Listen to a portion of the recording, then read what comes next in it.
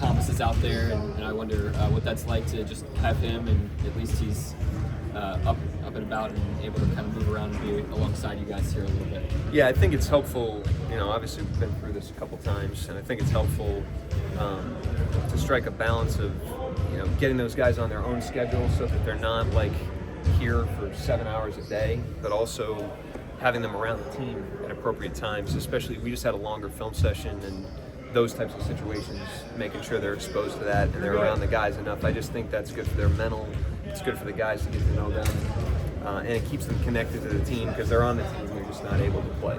You've talked about every player on the team being a developmental player. Specifically with AC, how do you see him continuing to maybe deepen his impact, not necessarily broaden, but deepen the connection and impact that he's got with these guys? Well, he's his role in Chicago when he came here was different, because of the construction of their team relative to the construction of ours. So he's finding himself in a lot more help situations defensively here, which is a real strength of his. And then we run a lot of obviously like guard to guard pick and rolls because of Chet mainly and Jay Will and their ability to stretch.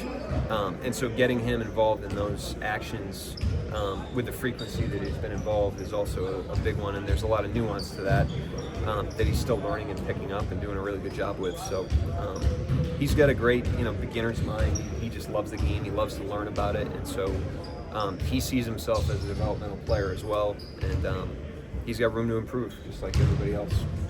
How much early in camp you got all your team guys reinforcing things, or maybe even adding things? I mean, just the early days, film study and practice itself.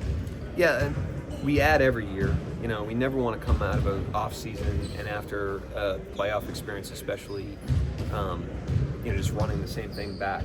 We're trying to solve for, the problems that we know gave us problems or that could come up in the season, and we're always adding. But the platform of the practice, the flow of the practices, the flow of the week is very consistent and predictable, and the fundamental things that we emphasize most and continuously through the season are the same, and we start there every year regardless of how good we were at certain things the year before. And so we're in that process right now. The guys have done a great job of getting their feet on the ground and embracing that, and that's necessary if you want to rebuild those habits and sharpen that blade. One of the things that you guys talked a lot about in Media Day was, even after having one of the most statistically dominant seasons in NBA history, that there's room to improve. It wasn't like every series was a sweep and things like that. What are some tangible areas that you feel like this team, where you'd like the team to improve?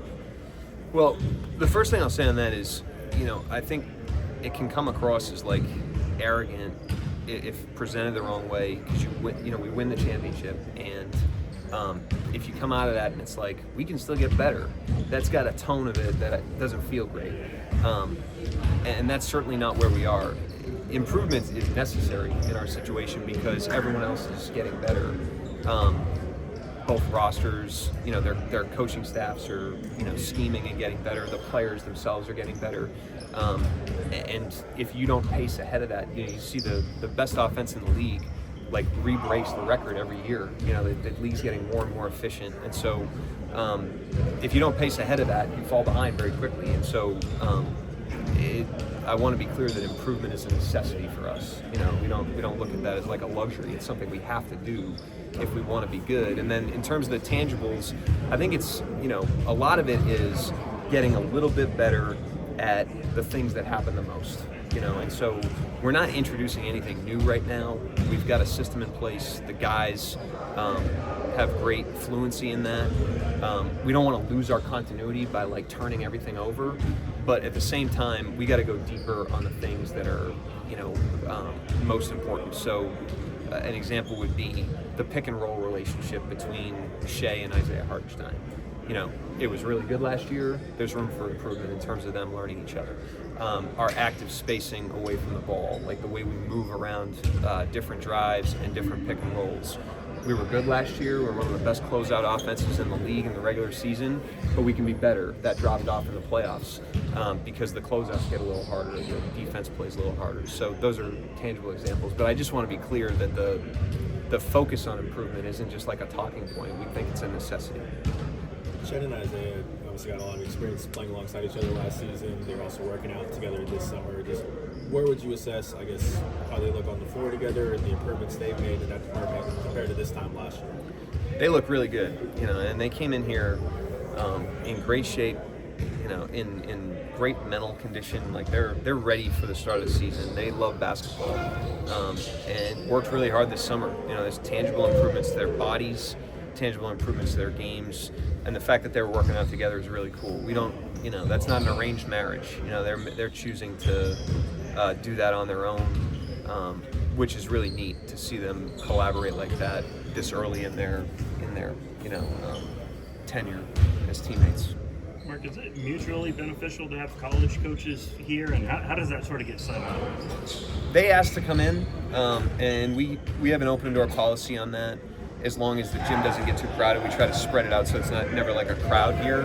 So we try to prioritize the environment and the practice. But we definitely, some of our best stuff that we've come up with has come from all different levels, different sports, and so it is mutually beneficial. When they're here, we try to pick their brain and try to see what we can learn from them as well as what they can learn from us, and then we try to also give them what they came for. If they're trying to learn something specific, we try to provide that for them. Anyone else for Coach? Moving on.